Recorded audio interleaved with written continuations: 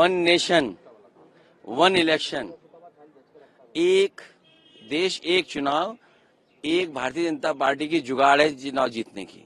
आज 75 वर्ष के बाद हमें ये सोचना पड़ेगा कि गैरबराबरी बढ़ी है कि कम हुई है। हम उन तमाम शहीदों को याद करते हैं जिनकी वजह से ये हमारा लोकतंत्र का मंदिर सुरक्षित रहा। मुझे याद है बहुत सारे महत्वपूर्ण नेता यहाँ पर थे और गेट पे भी कई महत्वपूर्ण नेता थे। हमारे सुरक्षा कर्मियों ने उस समय जो सूझबूझ से और जिस बहादुरी और साहस के साथ उन्होंने उसका मुकाबला किया, उसका परिणाम ये हुआ कि संसद भवन तो बचा ही बचा, बल्कि उस समय बड़ी संख्या में महत्वपूर्ण नेता देश के बैठे थे। उन सबको बचाया जा सका और देश पूरा आतंकवादियों के हवाले हो जाता। मुझे याद है सबसे पहले जो महिला कांस्टेबल थी कमलेश कुमारी, उसके देखने के बाद सभी सुरक्षा कर्मियों को पता लग गया था कि यहाँ पर ऐसी घटना कोई होने जा रही है।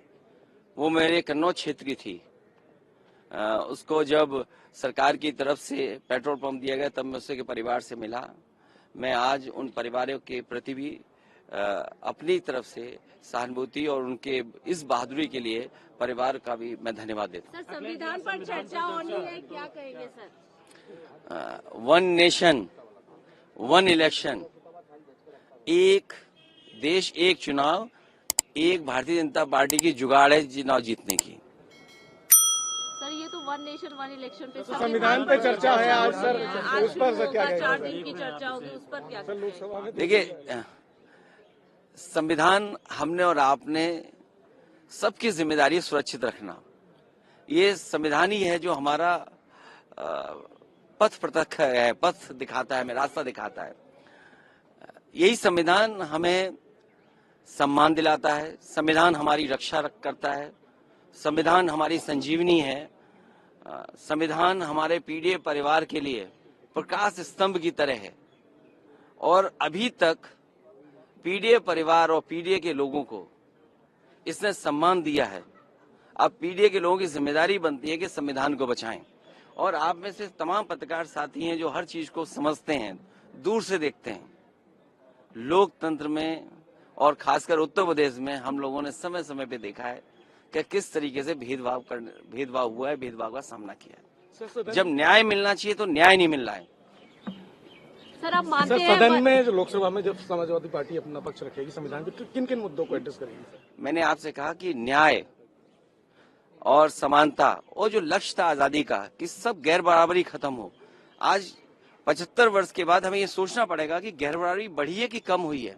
जिस तरह के सरकारों के फैसले रहे हैं उससे गैर बराबरी बढ़ी है। दुनिया में कहीं ये कि अर्थव्यवस्था हमारे तीसरे नंबर पे है, दूसरे नंबर पे पहुंचाएगी, नंबर 1 पर पहुंच जाएगी, लेकिन प्रति व्यक्ति आय क्या है? आज हम किस स्थान पे खड़े हैं? ये बड़े सवाल है। और जाति का सवाल आज भी है।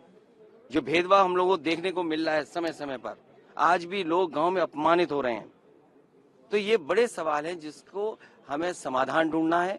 हमारा लोकतांत्रिक देश समाजवादी रास्ते पे चले, सेक्युलरिज्म और मजबूत हो। जब डेमोक्रेसी हमें पॉलिटिकल आजादी देती है, सेक्युलरिज्म हमें ये आजादी देती है हम किसी भी धर्म को माने, धर्म की आजादी मिलती है।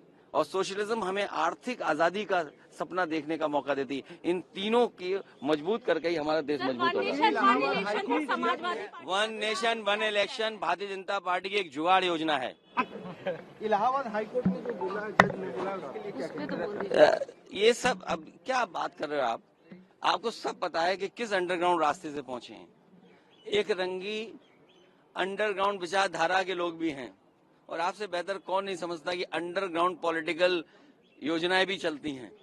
उसी का परिणाम है वो जज साहब।